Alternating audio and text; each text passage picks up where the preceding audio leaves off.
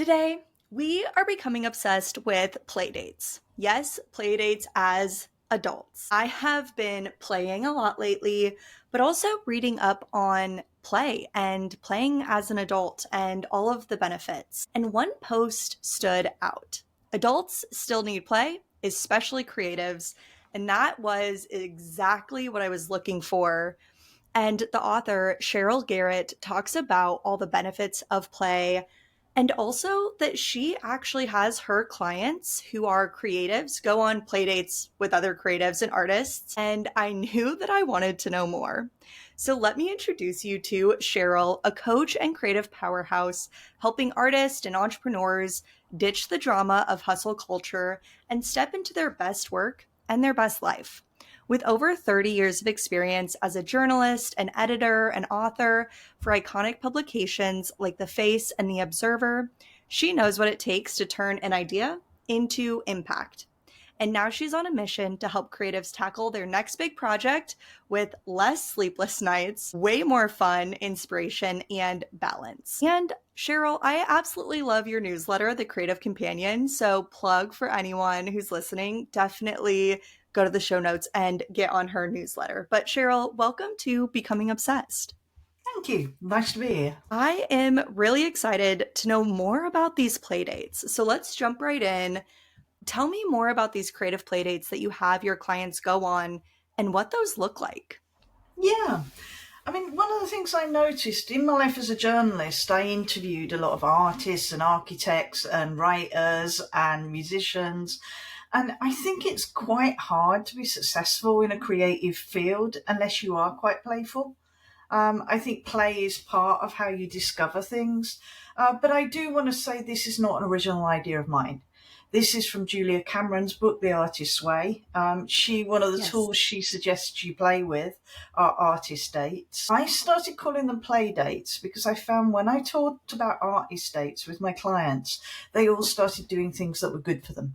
They all started doing kind of culturally highbrow, going to the theatre, they go to art galleries, and there's nothing wrong with any of those things. But you know what? If you want to go roller skating or trampolining on a date, do it. If you want to lie in the bath with some nice music or read a thriller, that's what you should do. And I found that kind of high culture idea of an artist date. So I wanted to make them more playful and silly. None of us have enough silliness in our lives. I completely agree. I have been trying to define or understand what words to use when describing play and a play date. And I'm like, it should be unproductive. Yes, it's productive because it helps you long term and it makes us happy. But what is unproductive? Like if I go on a walk, well, I'm going to try and get my steps in, so I don't get to count that as my play, right? Like it needs to have the goal of itself be itself, feel a little silly.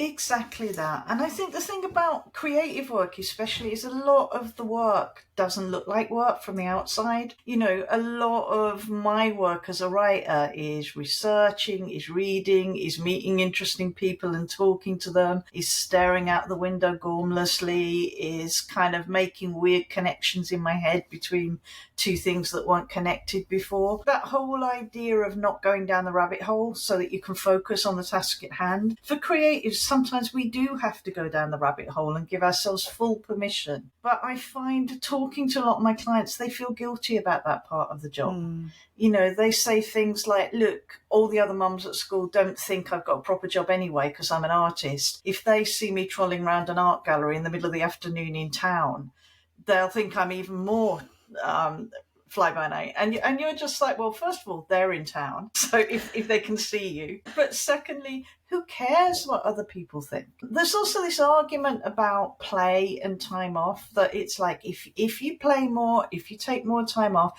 you'll be more productive. Like our only function on this earth is to make more stuff, consume more stuff, be more dutiful in our production of the widgets. Sometimes we can just do things for the sheer hell of it, for fun. Remember fun? Yeah, what's that It again? used to happen. Yeah. It's almost like a nostalgia piece now, isn't it? And I just think if you're doing something for no purpose other than it gives you pleasure, that is fine.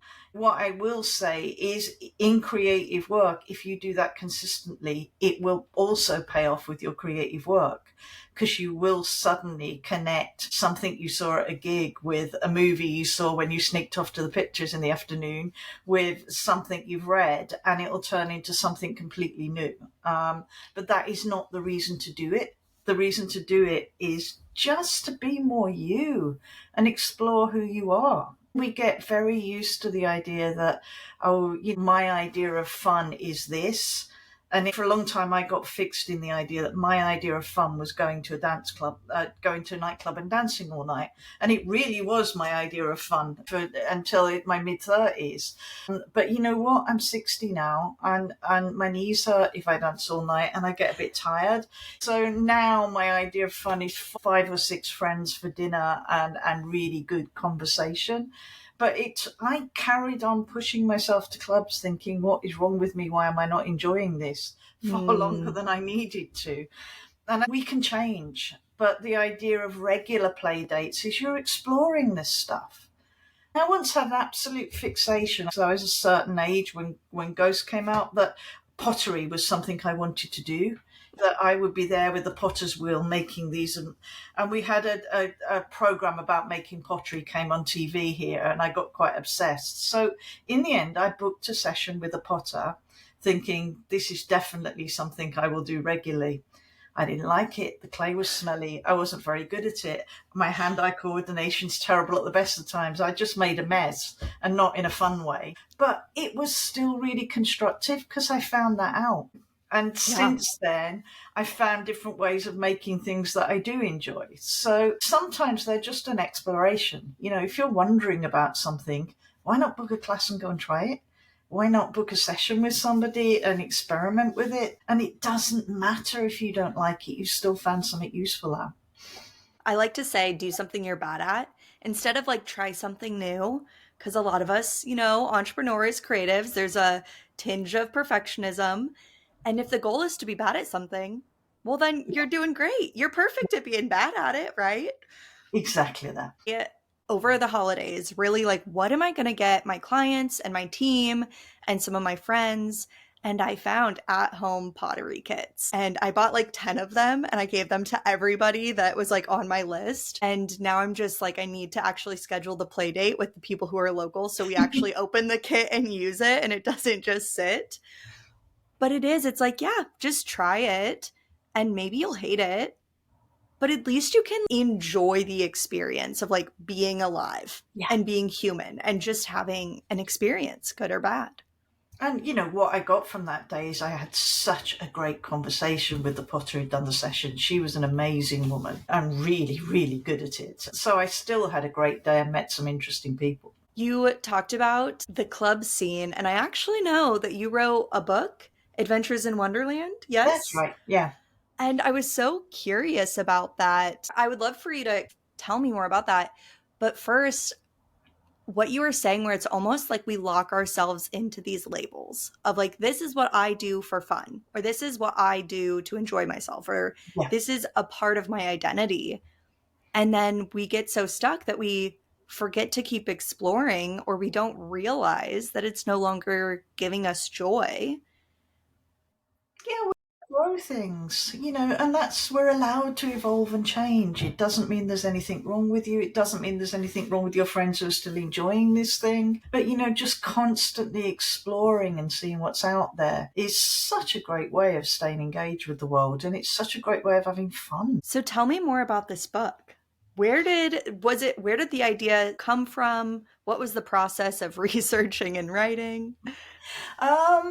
Well, I think the process was being a weird kid who didn't fit in anywhere, coming to London, which is a much bigger city than you'd imagine if you've never been there, struggling to make friends, struggling to fit in at my university, which was very, very posh kids, and trying to find my people in a big, unfriendly city. And eventually walking into a nightclub and looking at the people around me and going, oh, I'm home. Now you can do that a lot easier online. But when I first moved to London, there were no ways of connecting with people like yourself other than exploring. So I'd spent a year going to clubs, listening to music, going to gigs until I found my people and my tribe. But once I found them, I really went for it. There were 15 years of going out 7 nights a week, all weekend, every weekend. I ended up writing about these things, becoming editor of a magazine that covered a lot of club culture, and traveling all over the world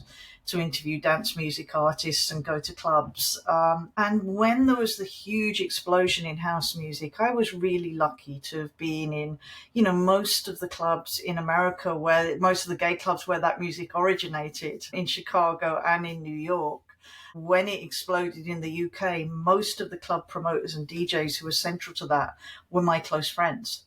So I was right in the middle of that scene. And, years later, when I had my son and realized it probably was time to you couldn't take batteries out of babies, put them in the cupboard while you went out. And so those days were over for me. Writing that book was a really nice way of tying everything back together. Just saying this happened, taking an overview of it, interviewing all the people I'd met and pulling together all the stories I'd got into a narrative. And I called it Adventures in Wonderland because that's what it always felt like to me.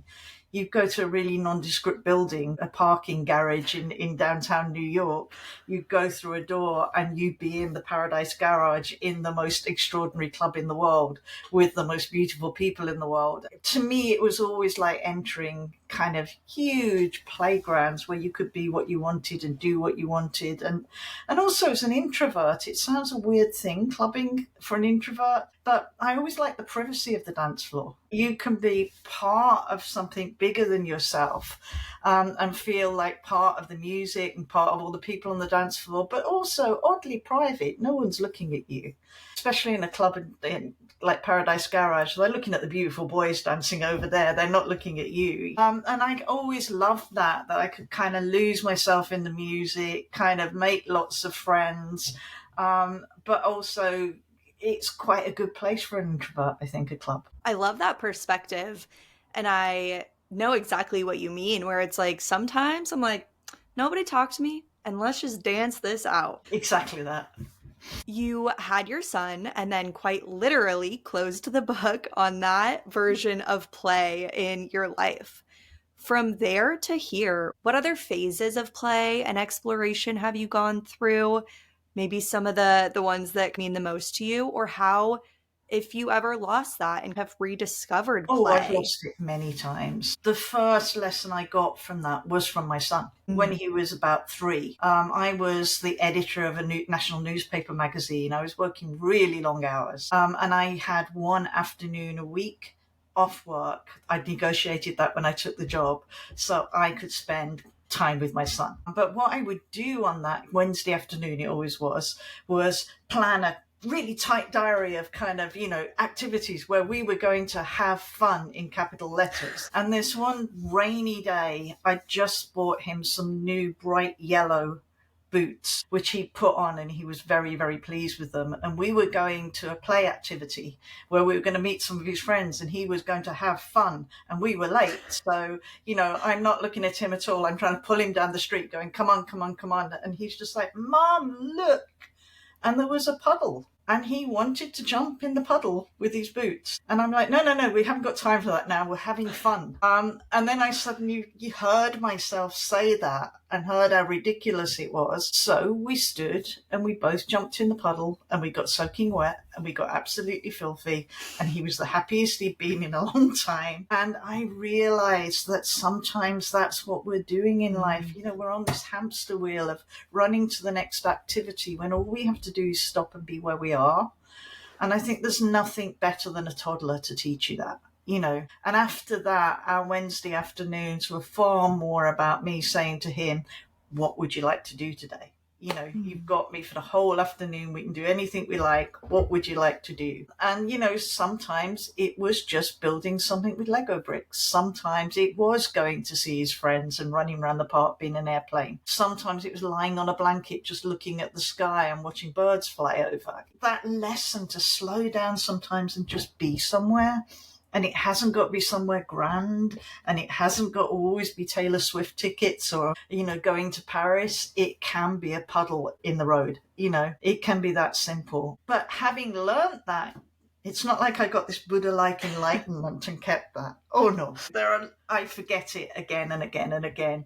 And I think that's the human condition, that we kind of learn these lessons, then we get a new job, or a freelance commission comes in, or you're writing a book, or whatever your latest project is, and you forget again. I literally had lunch today with a close friend who's just finished a huge grant application for a big arts organization.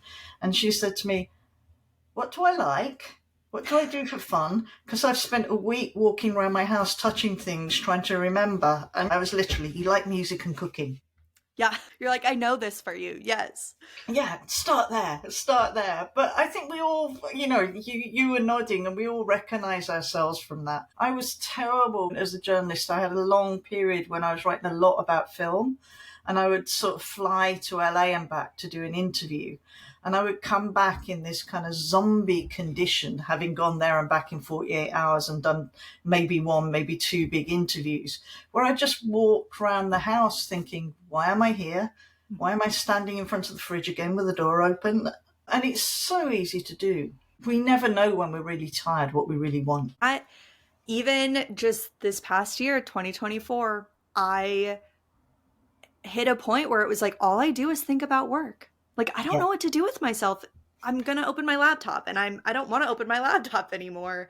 And that's really what got me on this journey of play too, is what do I even do? Like, what Mm. else should I be Mm. thinking about?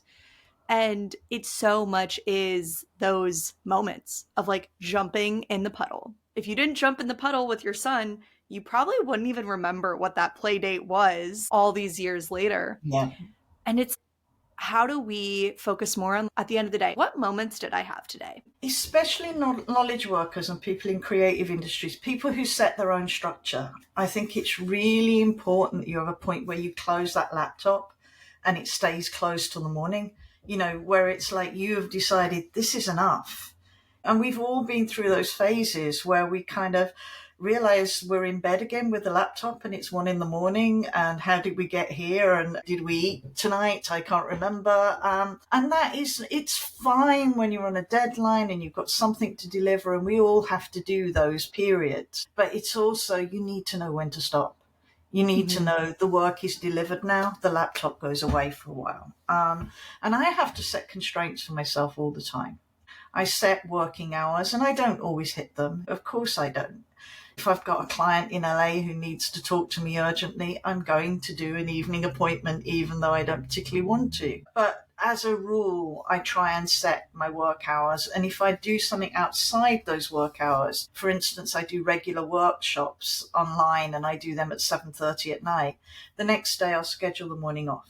And I'll block that out when I block the workshop out. When you do extra, scheduling recovery time, because it's not, for us, balance isn't always like scales balanced equally. Yeah. It's more like, we call it a seesaw. Do you call it a teeter-totter? The playground thing that goes from one extreme to another. I think people will know by seesaw. Yeah. Yeah. Okay. So there's, I think for us, there's often periods where you have to be all in on something and you have to deliberately, intentionally neglect other things. But no child dies of eating oven chips and fish fingers for a week. If you're a parent, they really don't. In fact, they quite enjoy it. But if you've had to not give your child the attention that you would like to give them for a week while you get a project over the line, you then make sure that the next 2 weeks are all about them. If you've let your house turn into, something that looks like it was burgled overnight while you finish something, after that, you're probably going to want to spend some time putting everything away and getting it clean again. Balance for us isn't getting everything perfect all the time.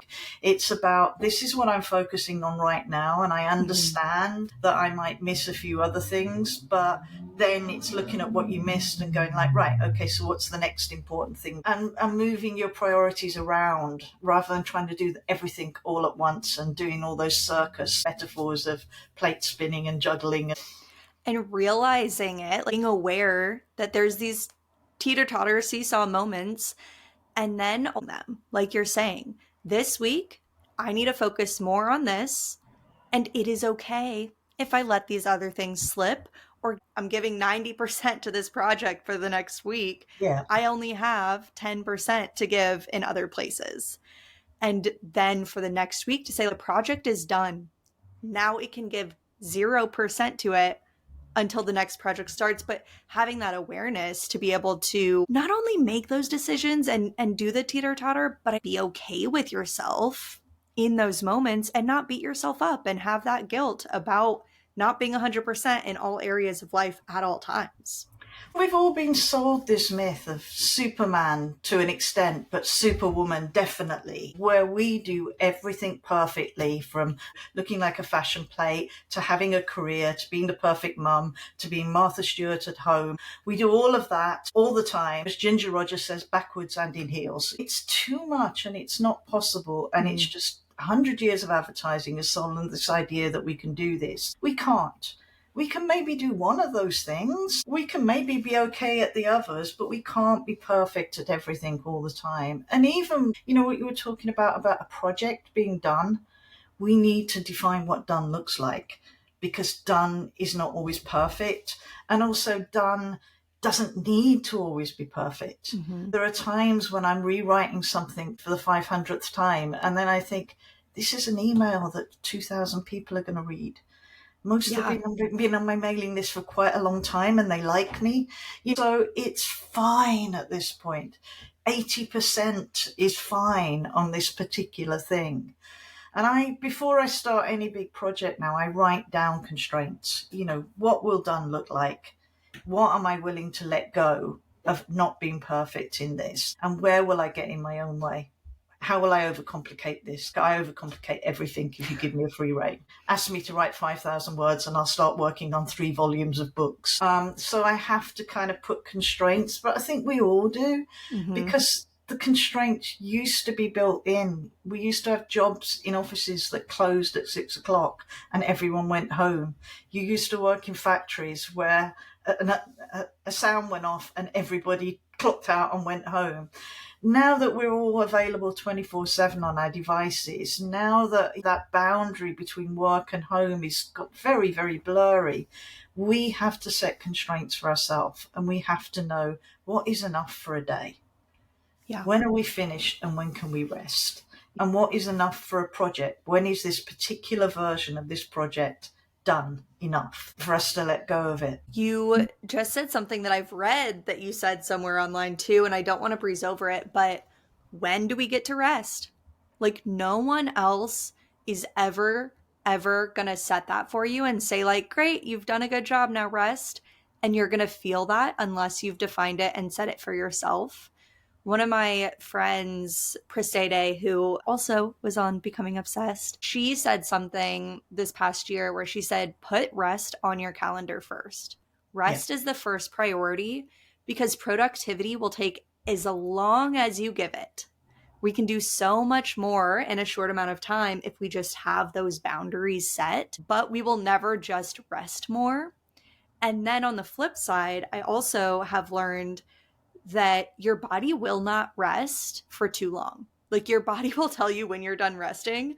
And it's like, even if you are completely burnt out, you take 3 days off of doing anything at all. By the 4th day, your body is ready to do things. And so you can actually not rest too much. Mine's the same. If you're a curious person, you can't stop doing things for long. But that is so different from feeling you're on this hamster wheel where you go, I can rest when I've done this one more thing.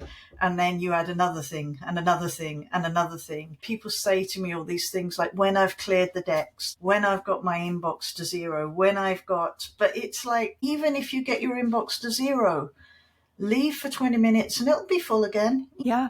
Lots of them will be answering your speedy replies. The faster you go, the more replies you'll generate. We're never going to get to a point where we've done everything.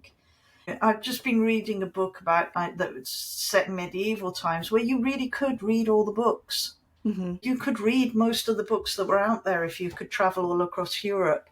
Now we couldn't read all the books that were released this week, even if we've got a lifetime. Yeah. So now Oliver Burkeman has this lovely image of it's not a mountain you've got to climb, a list that you've got to kind of tick off one by one. It's a river of stuff flowing past you. And whenever you're ready, you put your bucket in and take what you need, but you're never going to empty the river. The river's just rushing there. New stuff is created every day that you could be consuming. And that has really helped me. I now know that everything I've got saved in tabs on or in Readwise, I'm never going to read all of it. But it's all tagged so I can find it if I want to know about that subject. And I've got a lot more relaxed about letting myself, I'm done for the day. That's enough. And sometimes it's enough because I've done my key tasks. But more and more I'm realizing some days I'm not even going to get to do them because a client had an emergency, because something else needed my attention, because something else came up. And that's okay. I haven't got to punish myself doing my 3 things till midnight, especially if none of them have got a real deadline, except the one I gave it. Yep. That right there. It's like most of my deadlines are self-imposed. Mm. And then I stress about the things that I'm self-imposing. Like everything in my life right now, I've decided to do and have. I work for myself. I have a marketing agency. I have the podcast. I don't have somebody telling me what to do. And so if I'm stressed, it's a monster of my own creation. Exactly. And we all need deadlines, otherwise we'd do nothing. I'm not saying, hey, don't ever impose any rules on yourself, but I do think that punishing, I said I'd do this, therefore I do it. And sometimes I just have to go back, what happens if this gets delivered a week late? Mm-hmm. Nothing. Yep. Except my stress levels immediately go down. That's all. That's the only difference it makes. No one's expecting this. And taking that load off ourselves and just going, yeah, I've done enough today. That's fine. I can pick this up next week. I saw your LinkedIn post where you were talking about this. And I think you said one of your clients used the term like, oh, I'm at capacity right now. Not, oh, I'm too busy or I don't have time. It's just, I'm at capacity. And I loved that because who's to say what your capacity is? And I really almost take that a step further too. And I think you were saying this in your post of like 70% capacity might be full capacity, but really my capacity is not 100%. I'm not signing up for my full like 100% capacity. My capacity is like 70%. It's like when you're eating, somebody once said, eat until you're 80% full. Don't eat till like 100 and 110% full. And it's the same with any type of energy and our doing of, okay, what is my 70% so that I have this 30% margin for when I do overwork, I'm still not completely overworking what I'm able to do. And also there's space for life to get in the way because it does. And we've all heard ourselves say, a friend will go, this happens to me a lot. A friend from America is flying through London and they'll just go, is there any chance you could come up and we could meet for lunch before I fly out again? And I used to hear myself saying, oh, I can't, I'm really busy. And then you'd think, am I? Am I really that busy that I can't get on a train to London and see someone I really love? So I have to kind of stop myself doing that even now. I'm not that busy. It can wait. The thing I was going to do today can wait. And I think that thing of leaving space in your schedule. I love time blocking. I think it's really useful as a way of getting things done. But the problem with a lot of people who take up things like that, you look at their diary and they've scheduled every waking minute from 6 a.m. till bedtime. And it's like no one is comfortable with a life like that. Matt Haig, the novelist, said something that I use all the time. Find a routine that's baggy enough to live in. Make it comfortable. Give yourself lots of space and build in recovery time. Because if you've just done 2 hours of really focused work, you're not going to be able to just move to the next bit of focus work or do something else that's really demanding. You need time to unwind, to do something else, to go for a walk. And you do work much better that way. But it's not about work. It's about words like burnout, which are used so commonly now. And they didn't used to be because people didn't used to burn out. They weren't on their phones at 2 a.m, refreshing their feed to see if something else had happened. And that's the problem now, that we're all trying to monitor this huge amount of information. We're all trying to produce content. at a rate of knots in a way that it was never expected of me as a young journalist. And I was really pushed as a young journalist. But I just think our lives have become so demanding, and they will keep getting more and more demanding unless we say no and make the space for ourselves. Yeah, it really makes me think too about, like, as an entrepreneur, burnout is the word that goes around, but Mm. as a writer or a creative, that idea of like writer's block. And when I am like, okay, what? I gotta make some podcast episodes. It's such a signal to me if I don't have anything to say that I haven't been living enough. Like, Yeah. if I'm reading a book I'm enjoying, I'm going to tell you all about it, whether you want to hear it or not. Like, that was me growing up. Like, I read a business book and I'm telling you all about it. Or I'm doing something, like, I am such a talker, a sharer. I learn by teaching. And so if I have nothing to say, that's my first signal. Like, I haven't lived enough. I need to just go on a walk, go on a drive, go do something silly and fun, go do something I hate. It doesn't even matter. Just enjoy the human existence or participate in the human existence for a little while. But I'm curious your relationship and then your client's relationship with like writer's block or creative blocks and how I you think help them navigate. exactly what you're just saying. As I said earlier, half of creative work doesn't look like work because it is looking at interesting things. It's following your interests. It's seeing what resonates. It's reading 10 books to see what you're interested in next and things like that. We can't do the other work unless we do this thing that from the outside looks like leisure or looks like procrastination. And it can tip over into procrastination, but only you know where that line is. When you're reading the 20th book on this subject before writing a 500-word article, you're probably procrastinating, let's face it. That is about tuning in to your own body, your own feelings, and going, what's going on here? Do I really need to do these 5 extra courses before I write my first Substack? Or do I need to just write a really bad Substack to find out what I think, And the other thing I notice a lot, and I do it a lot, is we measure ourselves by our peak Mm. output. So, on a good day, I can write 1,000 printable words in about an hour. I've done it lots of times for newspapers under pressure. So in my head, that means if I do 4 hours, I can write 4,000 words. That's not possible. And it's also not how human brains work. What will happen is I will write 1,000 in the first hour, 500 in the second hour, third hour 200, fourth hour I'm doing a jigsaw puzzle online or reading a news site, and I've gone in my head and you're not getting me back in that day. So I just think understanding that, yes, we can do these sprints when we do stuff intensely and do it well, but that has to be followed by rest or Mm-hmm. recovery or doing something less demanding, like answering some emails for half an hour that you can do pretty much on autopilot. But I notice it with creatives from all fields. It's like, I once did this amazing painting and I did it in a day. Therefore, I should always do a painting in a day. And it's like, no, that's the unicorn. That happens a few times in a life, and it's beautiful when it does, and really enjoy it. But the painting that takes 6 months of hard labor is also normal. And I think getting to know your own rhythms and getting to recognize that, not measuring yourself by your peak output, but also even really successful people. I had a couple of years ago a world famous musician, who is successful by every metric, who, when I say to people, who do you think of as confident and successful, she's often mentioned. I talked to her about the idea of artist dates, and she said, but am I allowed to do that? Mm.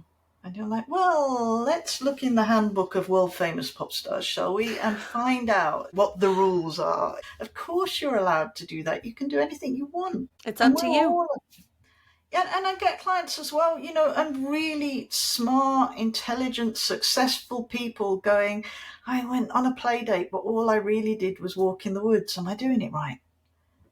Is that correct? Like, there's a correct way of enjoying yourself or relaxing or unwinding. And it's like, well, did you enjoy it?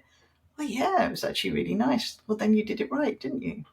We're so caught up or conditioned on there being a right way. And it's almost like the default is well, I was busy and productive, so that was right.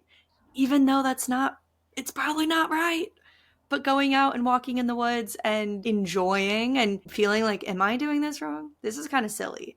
A couple weeks ago, I just knew I was like, I need to go hiking. Like, I need to go out by myself. And we have this area that's got some rolling hills. But this was in January and there was snow on the ground and it had melted and there's hills. So there was a ton of mud. And so I'm literally just out there on this hike by myself. It's like maybe 30 degrees Fahrenheit. And I actually like almost fell twice and then wiped out in the mud. And I just knew, I was like, if I didn't come out here, I would have been so grumpy. I knew I needed it. Mm. It Mm. wasn't really productive. Like it was cold. I got muddy, but just having that experience of being like, yes, I am alive. I can feel the air. I can make decisions. I can just be with myself. No podcast, no music, and just exist for a while feels so good. Yeah. And Mud I and don't know all. about you, but the more tired I am, the more pointless work I tend to do. So Mm, if I don't go for that walk when I know I need it, what I end up doing is writing long emails to people who've cold called me who don't even need a reply. I can just delete those, or getting into an argument with somebody on social media about something, or what that looks like you're doing things and you're getting that buzz of tick, tick, tick, tick. But actually, if you think about it, did this move the needle? I answered 100 emails from people I didn't know. Has that changed anything? well, I'm like, thank you for answering your email from people you don't know, Cheryl. Yeah, and we all do it. We get caught up in when I was a magazine editor, I would sometimes be in the office at 2 in the morning answering letters from students who'd asked for internships. And 3 weeks later, when I'd had some rest, I'd be thinking, we had a template for that. We Mm, also had someone on front desk who could have done that. But you just get into this. Yes, I'm being good. I'm doing my stuff. I will empty this desk tonight. And I think we all do it in our own ways. Busy work, I think, is one of the things. And doing that, going for a walk, doing that, putting some loud music on and dancing like a loon around your kitchen, whatever you need to kind of let off steam and feel more you often come back and go, right, so what's important? mm, That really difficult email I've been avoiding, where I'm telling somebody I don't want to work with them anymore, or that this job went wrong. That's what's really important right now. And then you do that and the relief comes. Or, what's important is this really difficult thing I've got to do on a bit of software I really don't understand very much. And I know it's going to be frustrating, but it's like, that's the thing that moves your business forward. That's the thing that moves life forward. And I just think when you take time away, you can see what the important thing is to do next. Otherwise, you're just doing things to get that adrenaline buzz of, look at me, look what a good girl I am, my pile is going down. But it's not important stuff. I love the context you're giving to that because it's something that's so familiar, I would say, to all of us. But just Mm. that context of you do that when you're tired, you start to do busy work when you need a break, I think is such a good reminder and such a good signal to be able to catch ourselves and make a better decision Yeah. potentially. But Cheryl, I have a few fun last questions for you because I want to know what you're obsessed with.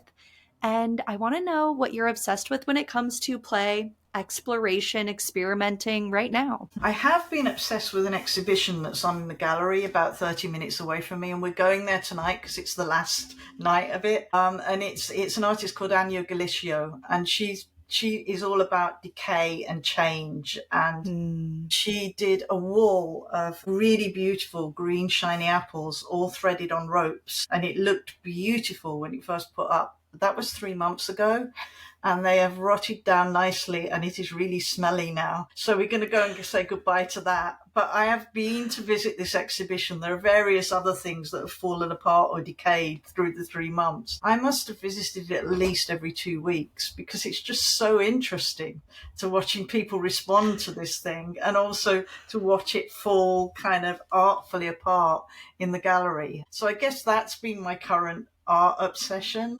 Other than that, music is always an obsession. I don't necessarily go out dancing all night anymore, but I always play music, and to me, a day without music isn't a good day at all. And my obsession this week is something Austin Kleon shared in his newsletter, which I love. And it's an Al Green cover of Everybody Hurts by REM, and it's beautiful. So I've played that a lot. And we're playing a lot of Benjamin Clementine in the house at the moment, who's a British artist who's just brilliant. He's got such a beautiful voice. Thank God this is recorded, because that way I don't have to be taking notes furiously and I can look them up at the end of this. Next is, I know you're going to the exhibition tonight and going to dinner. So when it comes to food, meals or snacks, what are you currently obsessed with? Japanese food, always. And we're very lucky. Our daughter-in-law is staying with us at the moment. She makes great sushi. So we're getting Japanese food cooked for us a lot at the moment, which is nice. I love food. With me, it's more about when do I stop.